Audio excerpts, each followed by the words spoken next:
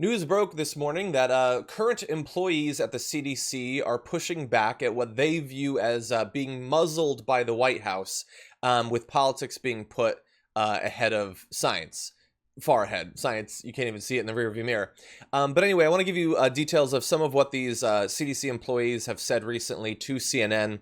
In interviews, CDC officials say their agency's efforts to mount a coordinated response to the COVID-19 pandemic has been hamstrung by a White House whose decisions are driven by politics rather than science. Right off the bat, find it pretty easy to believe that's basically what we've seen. What I want is specifics, though, and we do have some of that. One current CDC official says, "We've been muzzled. What's tough is that if we would have acted earlier on what we knew and recommended, we would have saved lives and money." And so we know the stakes. We know that that is what it is, that the damage to the economy could have been lessened if we'd contained this early on.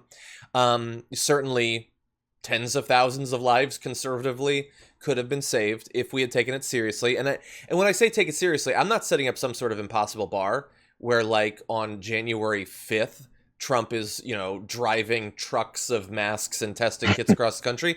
I mean, if in late March, if in the middle of April he was taking it seriously, some of the damage could have been limited. And it seems like the CDC agrees. Well, there's these expectations that people expect for the leadership of our country to have when it comes to things of this nature.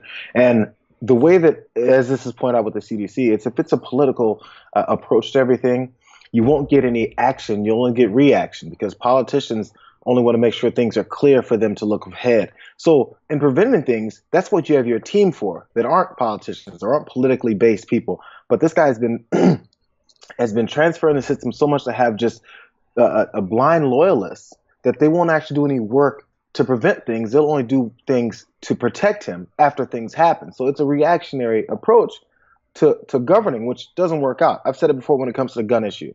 If we do things on gun control or put things in place that will end maybe the number of mass shootings we have, we won't see those mass shootings. So when people say, "Oh man, but there was a mass shooting today," I said, but precautions and things we put in place that maybe stopped a mass shooting you never saw happen. Exactly. You can't go and say, "Hey, so that mass shooting on April 17th, it never happened." Yeah, because it never happened, so you don't get a chance to talk about it. So if you actually have some actions towards stopping a pandemic before it gets to this level, or even addressing it when no one knows it's happening because you're the president and you have an administration full of people that get highly classified information, if you take that information and do something with it, we'll never see it, and therefore we'll never have anything to react to.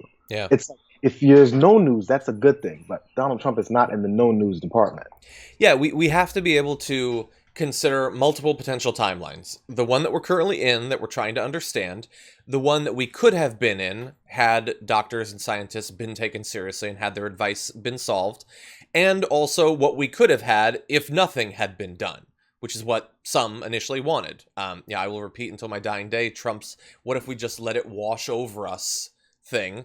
That was his theory. Just let everyone get coronavirus, let a certain percentage of the American public die, and then see what happens. He had to be talked out of that. That was a path that he wanted to walk down.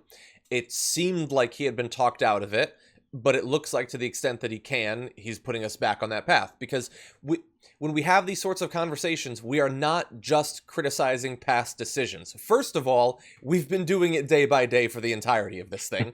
But also, we are concerned about the efforts that are going to be undertaken or not going to be undertaken in the near future as well. If we're considering different potential timelines with different potential numbers dead, that's not just looking backward, that's also looking forward.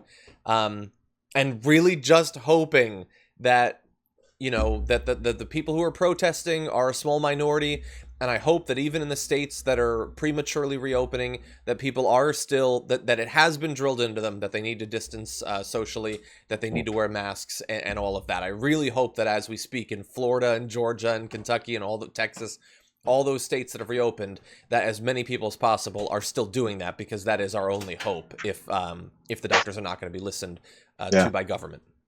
Yeah.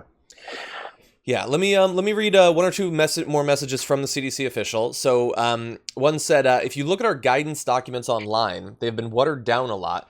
The ones that were written in March say, go home and stay there, and they're very clear. And the ones now say, in consultation with state and local governors, do what they say. We normally give guidance, and then states take that guidance and turn it into policy.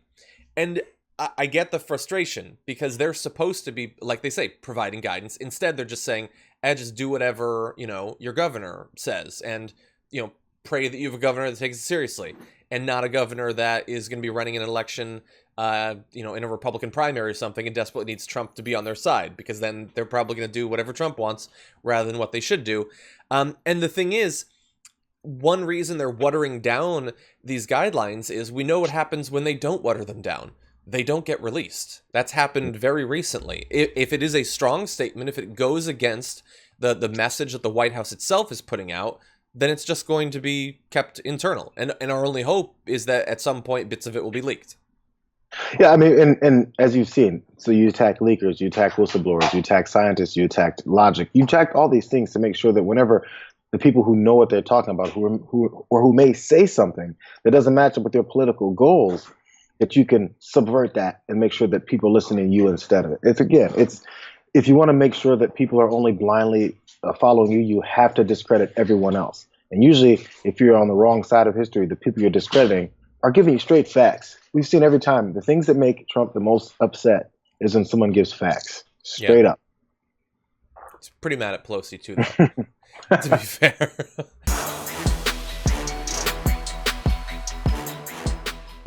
For more political news breakdowns, interviews, stories of activism, and me trying my hardest to care about the occasional big celebrity news story, subscribe to our YouTube channel at youtube.com/The Damage Report. And you can ring the bell wherever it is so you don't miss anything.